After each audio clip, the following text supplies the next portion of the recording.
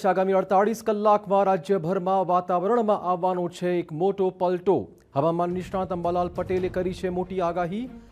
પશ્ચિમી વિક્ષેપ આવતા રહેશે વાદળછાયું વાતાવરણ. સૌરાષ્ટ્ર અને કચ્છમાં વાદળછાયું વાતાવરણ રહેવાની શક્યતાઓ છે. દક્ષિણ ગુજરાત, કચ્છ અને સરહદી વિસ્તારોમાં માવઠું પડશે તેવા પણ સંકેત છે. અરબ સાગર અને બંગાળની ખાડીમાં લો પ્રેશર સર્જાવાની શક્યતાઓ છે. બંગાળની ખાડીમાં લો પ્રેશર સર્જાતા ઉત્તર ભારતમાં હિમવર્ષાના પણ એંધાણ છે. લગભગ 5 મિલીમીટરથી 20 મિલીમીટર જેવો ક્યાંક વરસાદ થઈ શકે, પરંતુ ત્યાંની અસર પાકિસ્તાનના સંલગ્ન ભાગોમાં, કચ્છના ભાગમાં વાદળો આવી શકે, સૌરાષ્ટ્રના કેટલાક ભાગમાં વાદળો આવી શકે અને લગભગ રાજસ્થાન સંલગ્નના કેટલાક ઉત્તર ગુજરાતના ભાગોમાં પણ વાદળો આવી શકવાની શક્યતા રહે છે. અને આ અસરના કારણે દેશના ઉત્તરીય પર્વતીય પ્રદેશોમાં ભારે હિમવર્ષા, પવનના તોફાનો, સખ્ત પવન તોફાનો, બરફવર્ષા અને લેન્ડસ્લાઇડ પણ થવાની શક્યતા રહે.